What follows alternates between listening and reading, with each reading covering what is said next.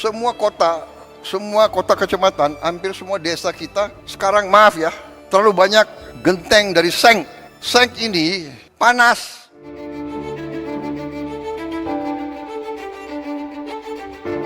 Pemandangan di kota-kota besar Indonesia saat ini seolah terkungkung dalam labirin visual yang melelahkan.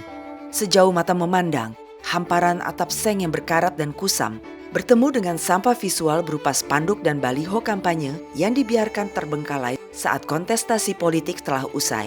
Sebuah polusi pemandangan yang seakan menjadi biasa akibat pembiaran menahun oleh pemerintah daerah. Namun, bagaimana dampaknya bagi kesehatan warga? Di bawah terik matahari khatulistiwa, jutaan rumah Indonesia terjebak dalam kotak panas beratapkan seng dan asbes.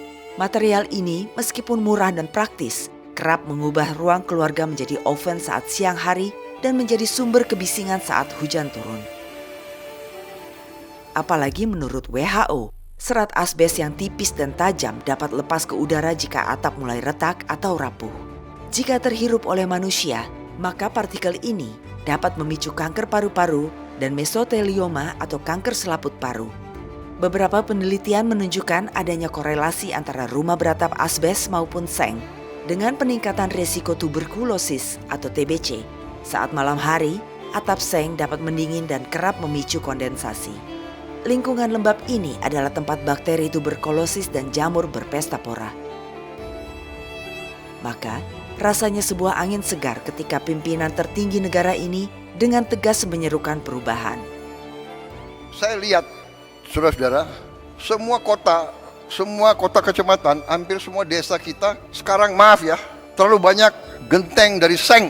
Seng ini panas untuk penghuni, seng ini juga berkarat. Jadi tidak mungkin Indonesia indah kalau semua genteng dari seng. Saya ingin semua atap Indonesia pakai genteng, ya. Jadi nanti ini gerakannya adalah proyeknya adalah proyek gentengisasi seluruh Indonesia.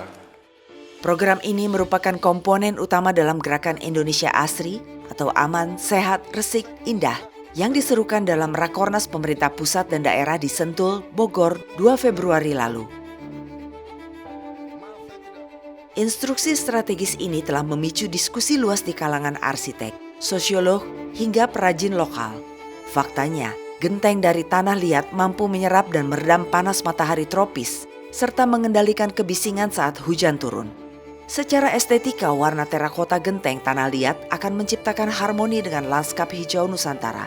Genteng tanah liat juga lebih aman bagi kesehatan penghuninya. Di balik keindahannya, kebijakan ini juga memberikan napas baru bagi para pengrajin genteng lokal. Diharapkan, seruan presiden ini akan menghidupkan kembali ribuan tungku pembakaran genteng di desa-desa. Ini adalah bentuk nyata dari hilirisasi sumber daya desa. Apalagi rencananya akan didukung penuh oleh Koperasi Desa Kelurahan Merah Putih yang saat ini tengah dibangun di 80.000 desa seluruh Indonesia.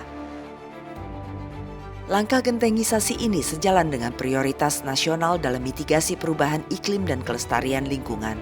Genteng tanah liat adalah material yang sepenuhnya organik dan dapat didaur ulang. Berbeda dengan asbes yang menjadi limbah B3 saat sudah rusak atau hancur. Lalu, bagaimana dengan pembiayaan program ini? Skema pembiayaannya dirancang untuk tidak memberatkan rakyat secara langsung melalui integrasi anggaran negara dan optimalisasi ekonomi desa. Program ini dapat disisipkan dalam skema renovasi rumah tidak layak huni atau RTLH yang ditargetkan mencapai 2 juta unit pada tahun 2026. Kan kita juga ada cadangan. Cadangan dari apa? Dari MBG? Ada kemungkinan dari situ, ada kemungkinan dari tempat lain, tapi cukup lah, nggak banyak-banyak amat kalau nggak salah anggarannya itu gentengisasi. Kan gentengisasi untuk ganti genteng seng ya dengan genteng yang buatan rakyat. Kebijakan ini bukan sekedar urusan estetika semata, melainkan manifestasi dari visi Presiden Prabowo untuk memanusiakan rakyat melalui hunian yang sehat, layak, dan dalam jangka panjang akan ikut menggerakkan ekonomi kerakyatan.